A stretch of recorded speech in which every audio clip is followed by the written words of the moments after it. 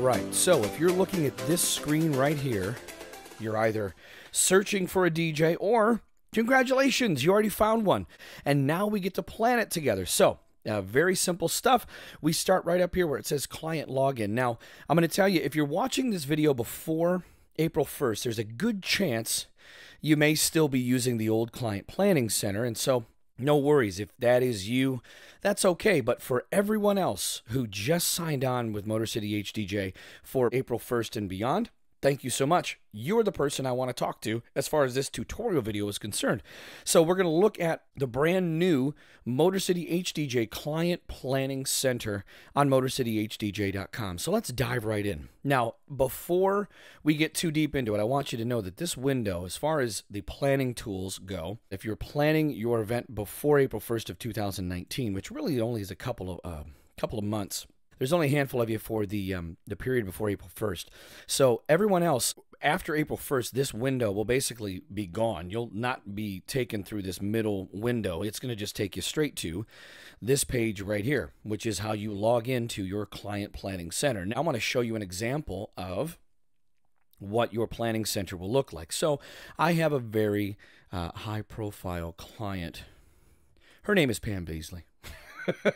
I'm a fan of The Office, so no, I thought I would use that as an example. It's got all the elements of what I need. So you'll see, for all of you Office fans out there, we'll plan Pam and Jim's wedding as if Motor City HDJ were to play it. So you'll see all the details here. But your username is very simple. It's just your email address that you use, and then your password. That will be unique to your event. So that is included in an email that you'll get. It is an automated email that will come to you right after we've confirmed the event. And then, if you forget, I can always send you reminders. That's no big deal. Okay, so we're in. Now we are in. And this is what Pam Beasley's Planning Center looks like. A nice warm greeting at the top says, "Welcome to the Motor City HDJ Planning Center." And then a brief explanation of what all the tabs on the left-hand side of the page actually mean. So as you see this first page, you'll see there are event details right in the middle, and we're going to talk about these two buttons right here, the Plan My Event and Make a Payment buttons. As far as how to use them, well, I mean, of course, the payment button's pretty simple, but really it's just a shortcut to everything you need to do. And so we'll get into that here in just a second. But on this main page, any automated emails that you get will be listed here. So heaven forbid you delete the email I sent you from your email box. No big deal. It'll be listed here. And those emails, the automated emails, there are usually 4 in total, depending on how long of a time we have until your event.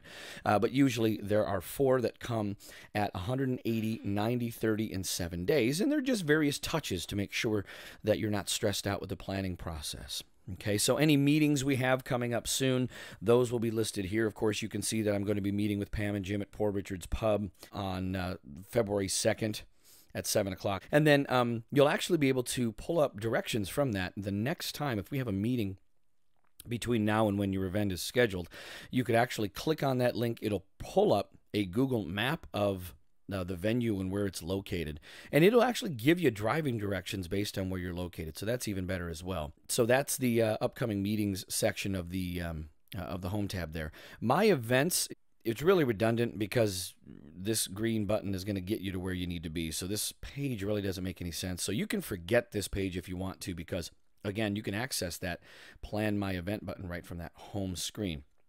My profile is all of your information. If you want to update your contact info, obviously Pam entered in her name, her email address when she filled out the form, her work address, because, well, some people are comfortable with that. Other people aren't. That's okay, but that's obviously she works at Dunder Mifflin in Scranton, and so she gave us her address at her office.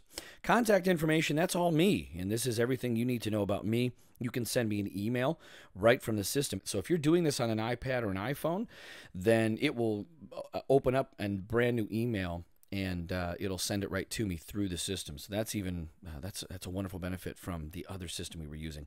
And of course, if you want to just be able to sleep tonight, you can log out directly from here instead of closing the windows. You'll know that you've been logged out, because all of this will obviously come and take you back to the home page. But really, let's plan the event. So before we get too deep into that, very quickly, click Make a Payment. Standard stuff like anything else. Enter your billing address, the amount that you owe, your credit card details, confirm your billing zip code, hit the process payment button, and it'll take you to the standard Motor City HDJ thank you page. It says thank you for your payment, and then you can click on the logo and it'll take you back into your planning center. But back to the home page, we'll click on Plan My Event. Now, all of this here is designed with simplicity in mind and from top to bottom. So really, again, some redundancies of this. We'll get into the managing music part of it, but you can actually add request and tell me your special songs all on the same system. So there's no need to hit one or the other. I mean, you can choose whatever you want. I mean, you mash this one and it'll take you there, but I'll show you that here in just a moment. As far as planning forms go, again, real simple stuff. Pam and Jim want me to play the music for their ceremony and for their reception. And so I'm going to first of all head into the ceremony planning form and edit that. Now, this is very basic. It's all meant to be, if I show up to your venue where your ceremony or your reception is going to be, and you know, let's say I get sick while I'm there, we could hand this to Uncle So-and-so. He would know exactly what to do, okay? We wouldn't want to give this to Michael because obviously he would just trash the whole thing, so we'll give it to somebody else, all right? But ceremony details, what time do you think they're going to arrive? What time do you want the ceremony to start? Now, in Pam and Jim's case, the ceremony is not located on premise with the reception, so we'll say no, that it's not. Now, what's awesome about these forms, take a look at this. You'll see this on the reception form as well. Notice that before we select an option, nothing shows up. But once we tell the form that it needs more information, it pops in additional information about the location. And I believe this is the Methodist Church in Niagara Falls. And I didn't actually nerd out enough to list every single address. You'll see that here in a moment. So if you need to tell me where the ceremony is going to be, put that there. And then as far as seating music goes, if there's any music that you, if you have a preference as far as seating is concerned, so as your guests come in and they're seated for the reception, or the ceremony rather, you can tell me that here. So do you have a specific list? Sure. And then give me those songs. 10 songs should be enough. I'm not going to start seating music an hour before. It just doesn't make sense. So 30 to 45 minutes should be enough music to cover the seating for the ceremony. And then the important songs during the processional part of the ceremony. So if you have a specific song for your grandparents or the parents or the groom and the groomsmen, the bridesmaids, the flower girl, and then the special song for the bridal processional, you know, list those here by title and artist, okay? And then any other special elements, again, the form is smart. So if you have any special elements, it'll pop up more information. You can tell me, yeah, we'll do a unity candle, and then we want to hear, you know, such and so a song by such and so an artist, and that's listed there.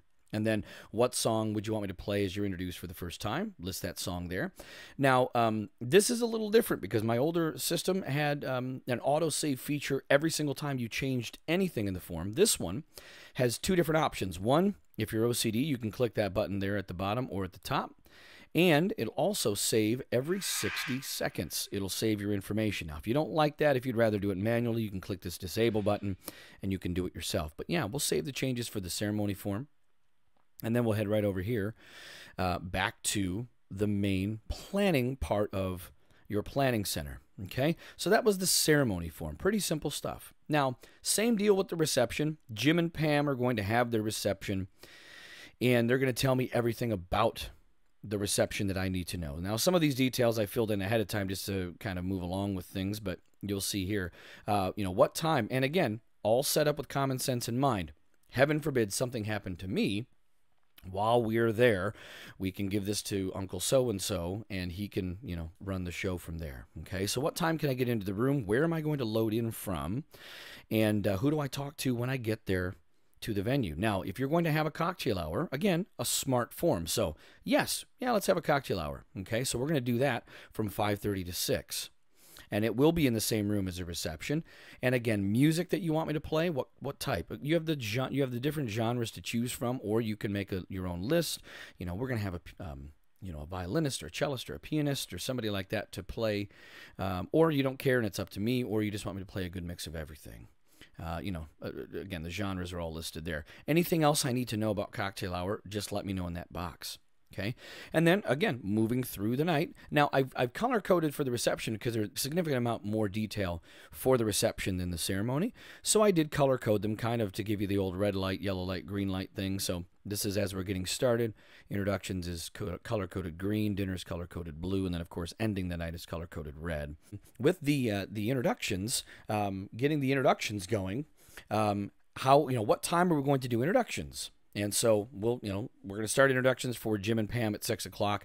And then I'm going to, and we've talked about this in the consultation, right? So I told you how I was going to welcome everybody into the event. And very simply, I'm going to recognize the parents first. So we'll recognize Pam's parents first, and then we'll recognize Jim's parents. And then, I'm going to introduce the bridal party in this case. Jim and Pam had a pretty small bridal party.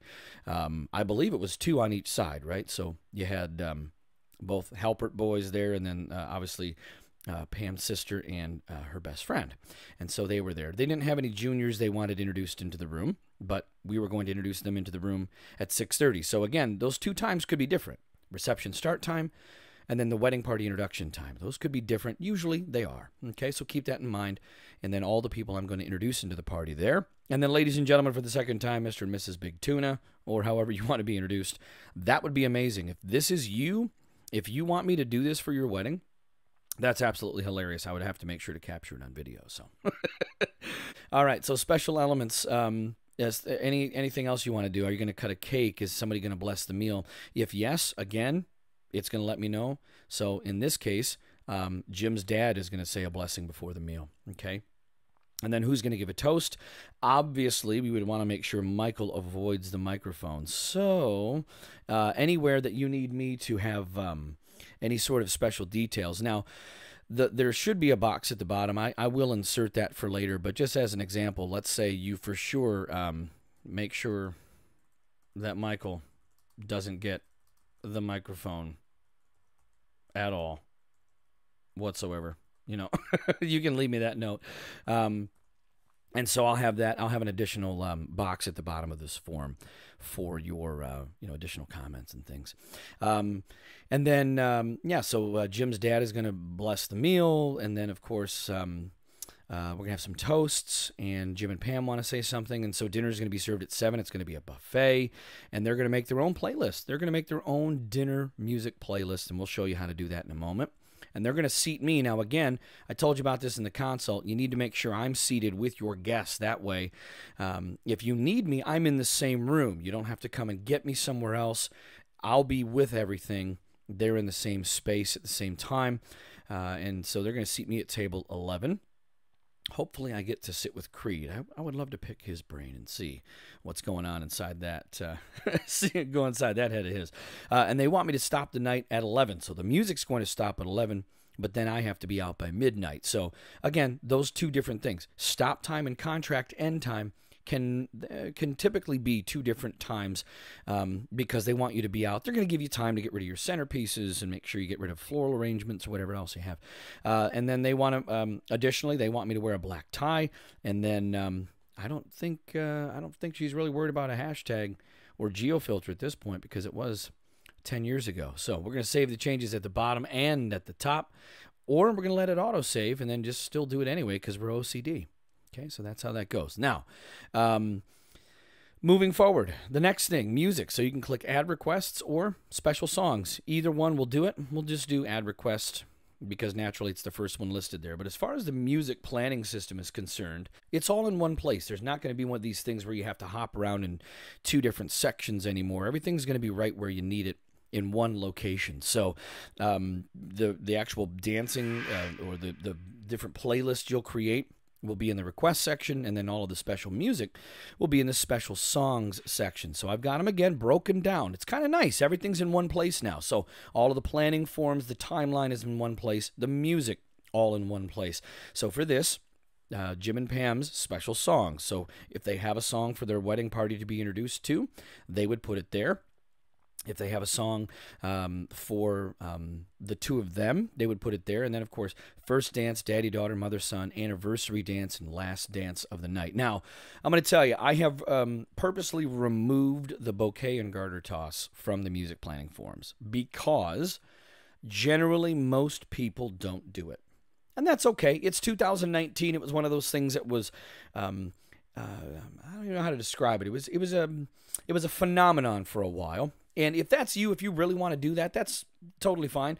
You can always add that to, as far as like requesting music, you can put that in the request section and then just let me know that you want to do that at some point throughout the night. But yeah, for the most part, people have stopped doing that only because in this social climate in which we live, we need to be sensitive to everybody. And I think that's a great move. So you've noticed we come from special songs over to requests. Okay. Now, I'm going to use this to show you how to put the music in there and then how it will operate. You have a couple different options, just like you did with the old system. You can go over here and then search by artist. So we'll choose Justin Timberlake, like so. Let's search, and then all of the Justin Timberlake songs are going to pop up. Now, I have opted to use the default library that comes with this software system because it has about, it's a little more comprehensive than mine. I've pretty much just gathered stuff over the years, the songs that I would play most at a wedding, so that's where you get most of that. But this system has quite a bit more music than I do, which is great. So it is also going to access iTunes and Amazon, I believe even Spotify. So everything you need is going to be in here. Let's see here where it is. There it is, sure enough. So we can do it one of two ways. If we want to dance to it, we can click, drag, and drop right on top of that box where we want it. If we don't want it there, we click on it. We delete it off the playlist, no problem, no questions asked. Now, you can do it one of two ways, so you can just click and drag, or you can click the plus sign and then just add it that way, okay? And then again, if you don't want it, you can delete it. And as I told you in the consultation, for you wedding clients, you'll notice here the limit of 30 songs listed for open dancing. That's because mathematically it is impossible for us to count on a 100-song night. It's just not going to happen. So be cognizant of that. Absolutely make sure that you're sticking around there. Now, I've limited the dancing request list, but if you happen to have some better ideas that you keep thinking of, no problem at all. You could just add it to one of these other lists that doesn't have a limit on it. So dinner and cocktail hour, or do what you have to, or whatever. This should be a good framework for dancing music. Same thing with dinner. And then the do what you have to list is stuff like your polkas, your chicken dances for the kids that I normally wouldn't play, but I'm going to have to today because you've got a ton of nephews there. Okay, so that's the do what you have to list. The do not play list, you'll notice the limit of those is about 10 because, again, you're throwing a party for yourself. You're inviting all these other people. They may want to hear something you're not necessarily hip to. That's totally okay. I will always make the best effort to make sure I'm not playing songs on the do not play list. And then the cocktail hour, you can also list it there as well. Now, what happens, Brett, if there's something we can't find? We'll list this song here, and we'll put it right on there. So, put it on the dancing list. Or, since Pam said she didn't want it on there, we'll put it on the do not play list. How about that? Right? And we know it was on her do not play list, so we're not going to play Chris Brown forever because she didn't want that YouTube viral video as part of her wedding, but it happened anyway. So, and that's really simple, you guys. That is all there is to it. Requests there, special songs there, and you can even access top hits. So if you're really racking your brain for a good mother-son dance song, you can use in the top hits category. You can look at the mother-son songs that are listed there. Again, you can click the icon. You can preview it right there. Just like that. So there's Rascal Flatts. And you can listen to it. It's going to give you a 30-second snippet, right? So, you know what? That's a great song. So maybe I'll now take this, select it, put it on my mother-son dance song list right there. Just like that. So, and it's going to limit you, by the way. So in these ones, in the special music, it's going to limit you to just the one song. So you don't worry about that. But again, if you don't want it, no big deal. Just hit the don't need button, go back, and then you can choose something else. Okay, so that's that. Wedding, you can choose by decade, top 80 songs. Of course, everyone loves some Whitney, so you could drop that into your request section, whatever. And then the top 200. As of right now, the top 200 requested songs at weddings, and this is based on this system that people use and the playlists that are built. So really simple stuff. That is the Motor City HDJ Client Planning Center. Once you're all done, you go down here to this green button. You just hit submit. You finalize your planning forms. It'll lock you out. Yep, it's going to lock you out. It's going to definitely let you know that we're done. Now, don't freak out about that. If you fill that out and it says, you say that you're done, with these planning forms. What this does is it gives me an opportunity to look at it without you making any changes, and I can come back and put my notes on it and find out exactly what it is we might need to add or take away from this to make sure that we have just a perfect, the perfect night structured for you. So that is it. That's the Motor City HDJ Planning Center. Thanks so much for watching the tutorial. And, I'm excited to party with you. Hope everything's going well for your planning process. If you need me, you know where to find me. Facebook, Twitter, Instagram, and MotorCityHDJ.com.